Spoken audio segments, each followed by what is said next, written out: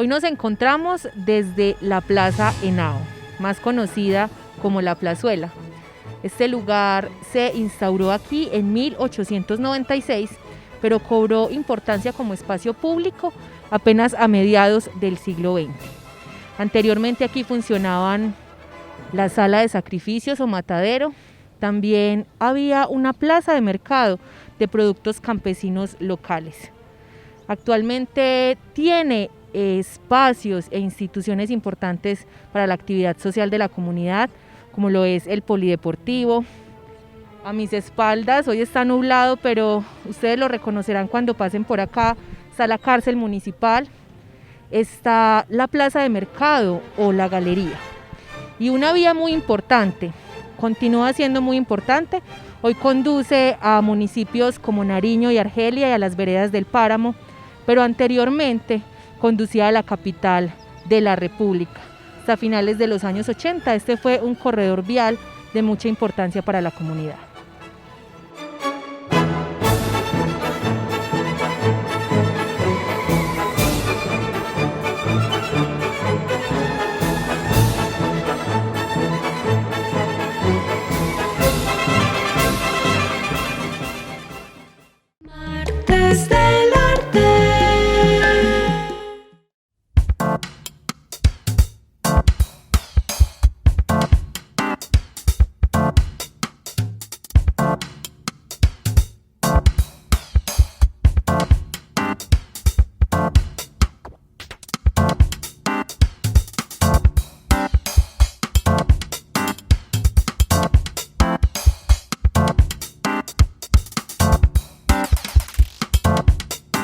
Nos encontramos hoy con Carlos Andrés Flores. Él es arquitecto de la Universidad Nacional de Colombia, miembro del Consejo Profesional Nacional de Arquitectos de Colombia y ha estado en varios diseños y modificaciones de espacios arquitectónicos de nuestro municipio. Entre ellos está la Plaza Ruiz y Zapata, la sala arqueológica que encontramos en la Casa de los Abuelos y por supuesto la Plaza Henao. Por eso él nos acompaña el día de hoy. Carlos Andrés, bienvenido y muchas gracias por estar en Martes del Arte. Buenos días, un saludo muy cordial para usted y para todos los que nos están viendo. Bueno, Carlos, vamos al grano, vamos a hablar un poco de la plaza, precisamente porque hace unos años se hizo una modificación importante en este espacio, una modificación arquitectónica que tuvo, bueno, sus pros, sus contras, y que creó mucha polémica, pero quisiéramos como hablar de eso, hablar un poco de eso, cómo estaba la plaza antes y cómo está ahora, cuáles fueron esos cambios y a causa de qué se dieron. Sí, bueno, habría que entrar primero como a contextualizar un poco, digamos que la historia pues de todo este espacio público. A inicios del 2000, digamos que para Sonsón existía un déficit per cápita de espacio público muy notorio. Los únicos dos espacios que se podían considerar como espacio público peatonal eran la Plazuela Henao y la Plaza Ruiz y Zapata, pero contando con un montón de inconvenientes y de falta de diseño. Entrados digamos que la década del 2000 se replanteó el plan básico de ordenamiento territorial, en donde se establecieron unas pautas y unos lineamientos a mediano y largo plazo para el municipio de Sonsón, sobre todo en la zona urbana, en donde se establecían unos proyectos y unos planes parciales de mejoramiento y recuperamiento del espacio público. Dentro de esos proyectos estaban la plaza y está la plazuela. La plazuela como tal, digamos que lo que teníamos acá era un gran espacio en piso duro con un centro, digamos que un pequeño parquecito arborizado, y de resto la plaza estaba realmente abandonada, la plazuela. Era un parqueadero, ¿cierto? Sí, donde básicamente la única actividad que había ahí era parqueadero de escaleras y camiones, y por ende también lo usaban como taller. Entonces la degradación del espacio público llegó a tal punto que realmente no había una actividad ni diurna ni nocturna. Ok, Carlos Andrés, vos que has estado en tantos cambios que se han dado acá, ¿cómo ser prácticos, cómo aplicar precisamente lo que me acabas de decir del POT sin transgredir y sin pasar los límites del patrimonio y la tradición del municipio? Sí, bueno, esa pregunta es bien importante porque a partir de las experiencias vividas con los dos, digamos que con las dos grandes obras en cuanto a espacio público, que son pues el parque principal y la plazuela de Henao, la comunidad sonsoneña aprendió de eso. Digamos que son dos polos y muy opuestos en cuanto a la experiencia de obra. En la plaza principal, a pesar de los inconvenientes, digamos que de tiempo y presupuesto que por lo general tienen las obras, ¿cierto? No hubo tanto inconveniente como lo ocurrido en la plazuela. ¿Por qué? Porque digamos que inicialmente la plazuela, cuando la gobernación de Antioquia, que fue la que aportó en gran cantidad los recursos para la ejecución, aportó también un diseño muy, digamos que muy escueto, y que cuando llegaron a cada municipio con la maquinaria y los trabajadores no contaron con la socialización del proyecto hacia la comunidad. O sea, la comunidad en ningún momento se dio por enterada de qué era lo que se iba a hacer acá.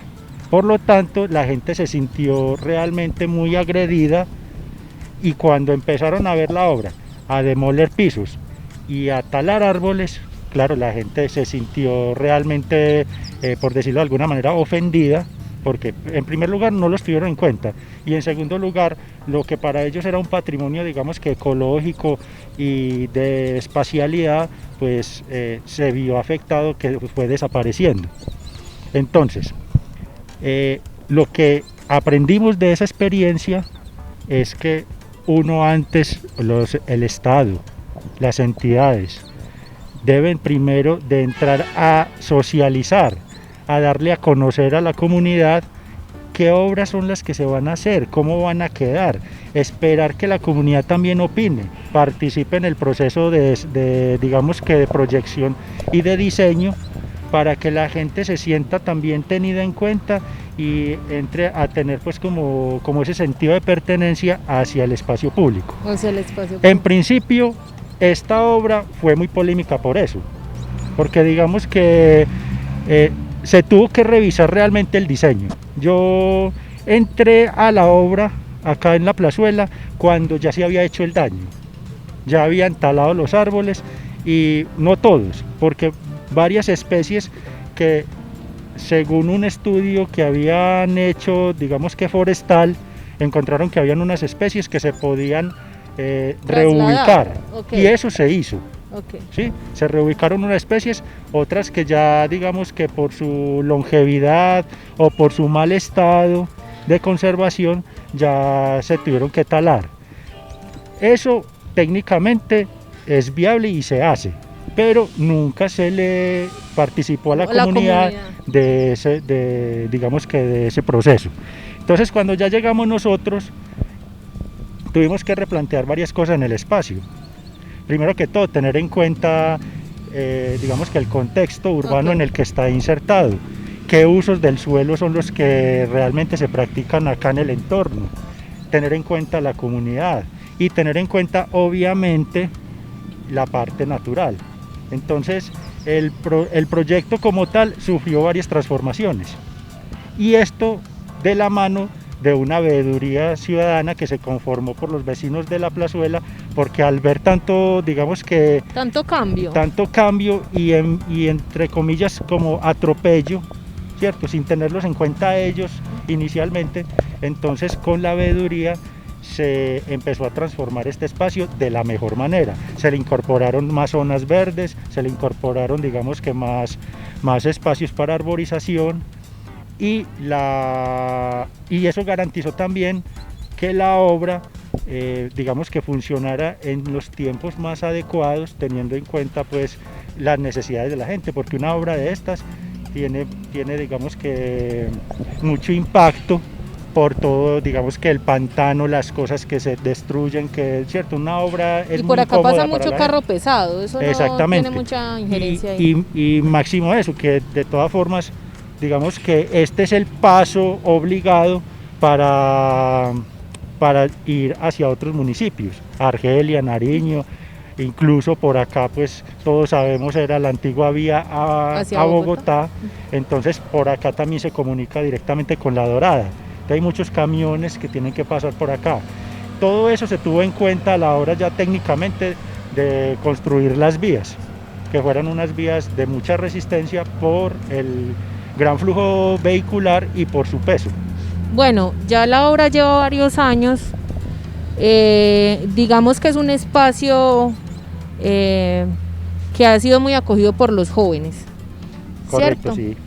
¿Qué piensas tú de esa apropiación, Carlos Andrés, esa apropiación que la gente ha tenido con este espacio? ¿Es la misma? ¿Ha cambiado alguna dinámica con respecto a eso y precisamente a esa apertura del espacio público para los ciudadanos? Es correcto, bueno, digamos que ya hemos visto, según la historia, las contras que tuvo la obra en un principio, pero miremos ahora ya los pros, todas las ventajas que ha tenido. El espacio público tiene esa ventaja, que el espacio público no solamente organiza urbanísticamente el entorno, sino que es un dinamizador de muchas actividades, dinamiza los usos del suelo, porque digamos que la plazuela en su momento no tenía realmente ninguna dinámica. Con un espacio público bien organizado, en donde la gente tenga un espacio para el arte, por ejemplo, no solamente para transitar y cruzarlo, sino para estar, para convocar, para llegar allí, para manifestarse, ¿cierto? Manifestarse no solamente socialmente, sino también culturalmente. Entonces, un espacio como estos, en donde se pensó también en una pequeña rotonda, como un parquecito, un teatro al aire libre, ¿cierto? Permite que la gente también se manifieste culturalmente. Las fiestas del maíz, por ejemplo, ya tienen en este espacio un lugar también en donde hacer, digamos que, programación durante los días de la fiesta. Entonces es dinamizador en todo sentido. Y eso le ha ayudado muchísimo digamos que al entorno. Y este tipo de espacios modernos también ayudan a que el joven encuentre en ellos unos espacios de encuentro, que uno ve que los jóvenes realmente son los que más lo utilizan. Ok, no, Carlos Andrés, está muy interesante todo esto que me cuentas. La invitación entonces es a que lo cuidemos, a que tratemos de conservarlo y utilizarlo de la mejor manera. Socialmente en este momento no nos podemos reunir ni hacer actos, pero en el futuro será propicio para lo mismo. Carlos, muchísimas gracias por habernos acompañado en Martes del Arte. A ti muchas gracias por la invitación, que estén muy bien. Bueno, seguimos entonces con una muestra de danzarte. Se han dado a la tarea desde casa hacer un homenaje a las diferentes regiones de nuestro país. Entonces veamos esta linda muestra de danza. Martes del Arte. La región Orinoquía, también conocida como Llanos Orientales, está ubicada al este del país. Los departamentos que tienen territorio en los llanos colombianos son Arauca, Casanare, Meta y Bichada. Dada la inmensidad de las llanuras, el llanero se dedica a la crianza de ganado y es vaquero por excelencia. La mamona es el plato típico de la región. Proviene de la ternera que se encuentra mamando la vaca, de ahí su peculiar nombre. La yuca y el plátano son los complementos ideales para este excelente producto. Una de las danzas tradicionales de la región es el joropo. Los instrumentos principales para interpretar este ritmo son el arpa, el cuatro y las maracas. En cuanto al traje típico, la mujer usa una falda corta con arandelas, una blusa blanca o de flores, cuello bandeja y manga corta, y adorno para la cabeza.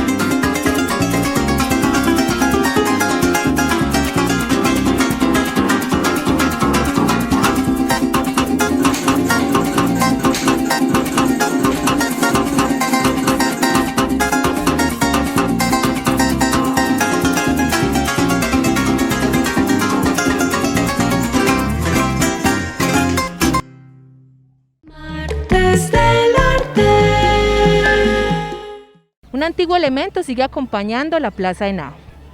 Es el homenaje al obrero. Esto hace referencia al primer sindicato creado en Colombia, precisamente en Sonsón, en 1909. Esta obra fue realizada por Constantino Carvajal Quintero, hermano de Rómulo Carvajal.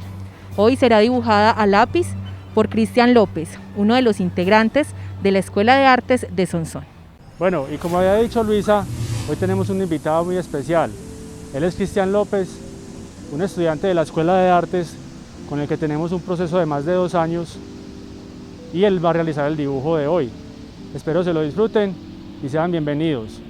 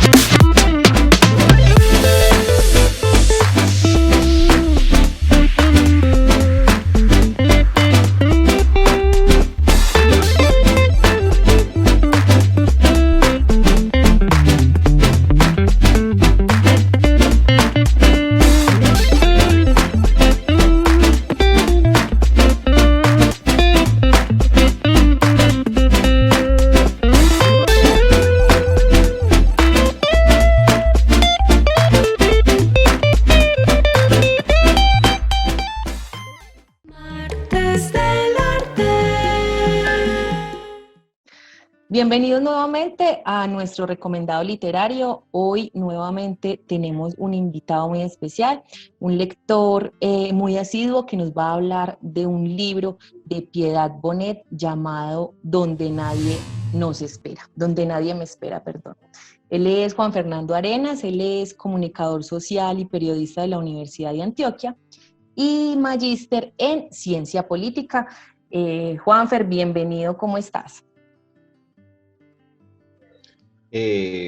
Muchas gracias, Luisa, y un saludo pues para todas las personas que se conectan y que siguen este programa y que, bueno, valoran esta apuesta por la literatura, por la lectura.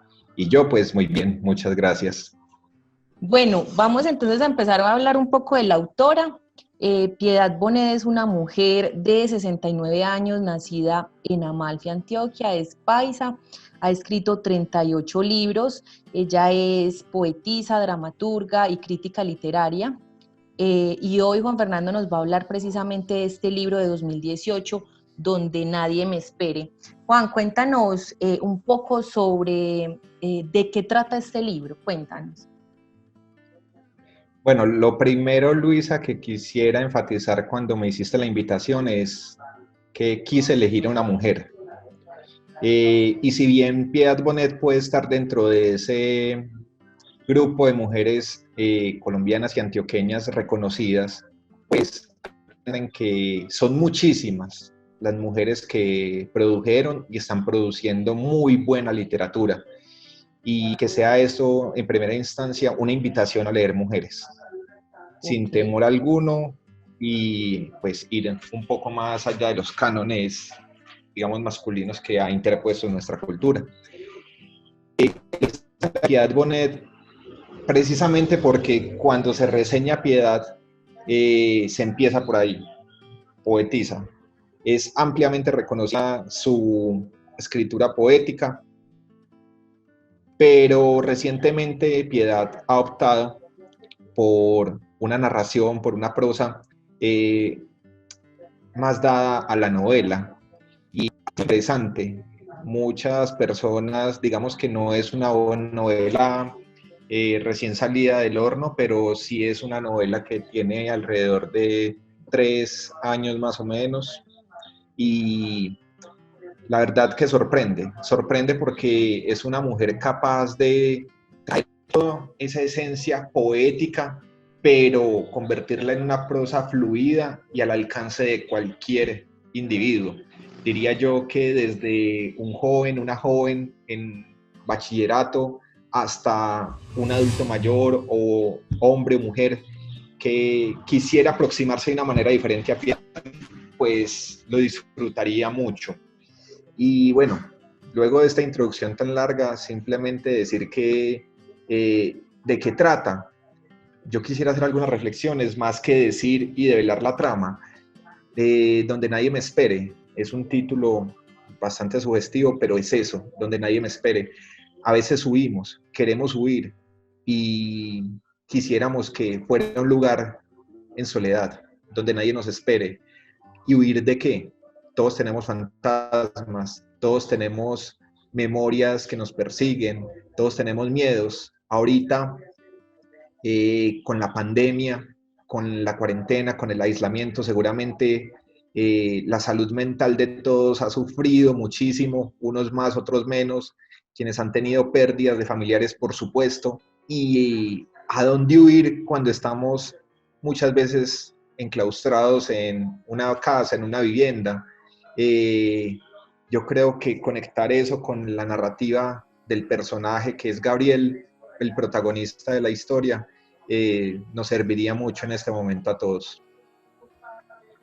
Ok, Juan, entonces entrando como más un poco en esto de la narrativa, de lo que estamos hablando, la palabra narrativa, ¿cómo es ese hilo conductor que tiene el libro? ¿Cómo nos atrapa la historia y nos envolvemos ahí con Gabriel, que es el protagonista?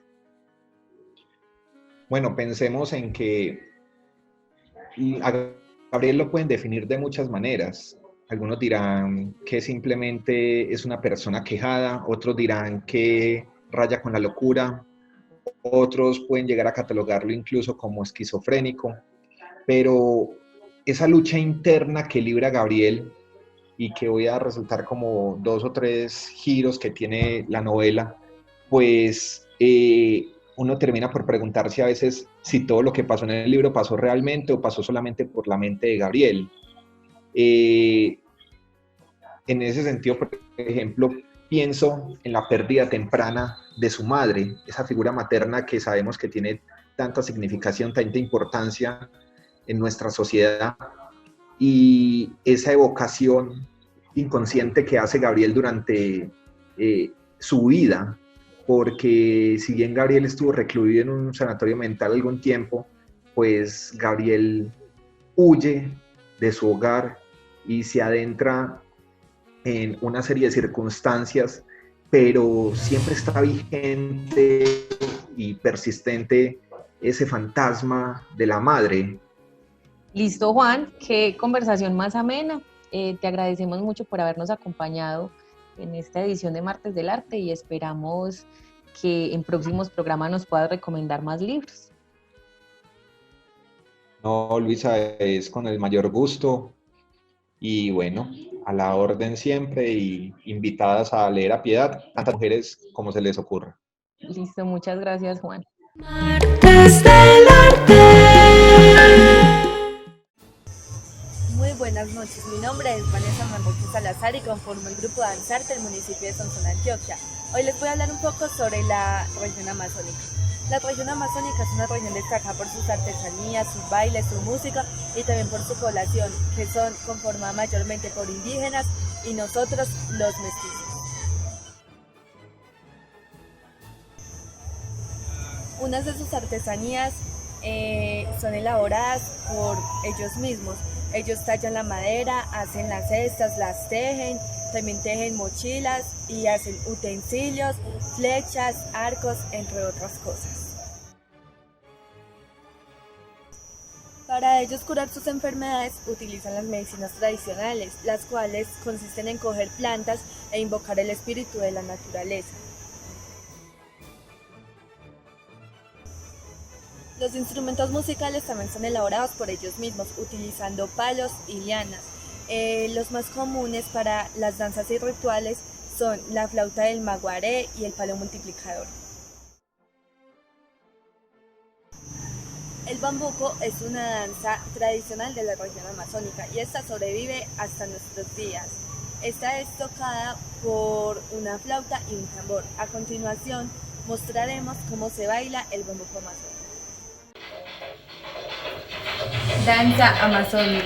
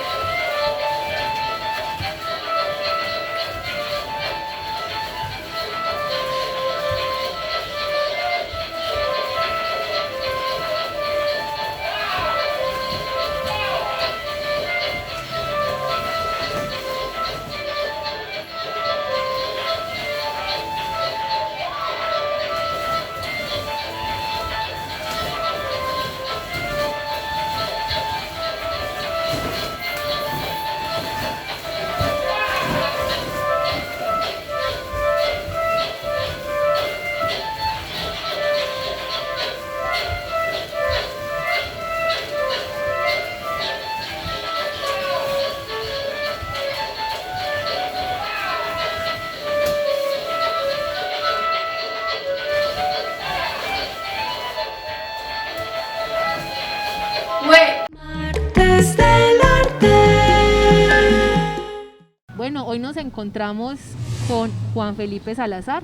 Él pertenece a la Asociación Nacional de Trovadores, quienes a partir de este programa nos van a acompañar en Martes del Arte. Como es tradicional, vamos a terminar hoy con trovas. Juan Felipe, bienvenido. Sé que prepararon una belleza de trovas y adelante. Muchas gracias.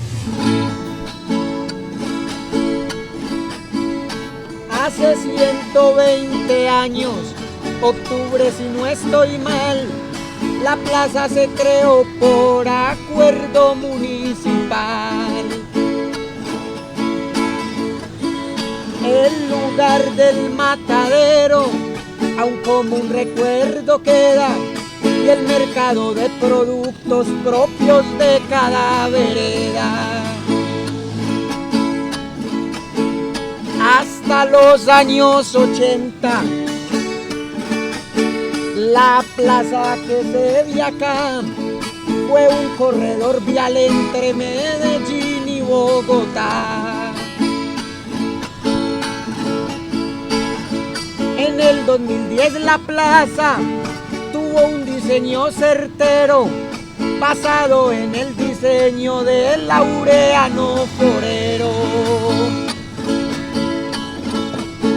Y el monumento al obrero llama toda la atención en honor al sindicato nacido aquí en Sonsón. Finalizamos e invito toda la comunidad a cuidar el patrimonio urbano de la ciudad. Muchas gracias, Juan, por esas hermosas trovas. Le damos entonces la bienvenida nuevamente a Astrocola Martes del Arte y a que no se pierdan nuestro siguiente programa. Muchísimas gracias a nuestros colaboradores, a Hernán Marín por la cámara. Nos vemos en 8 días.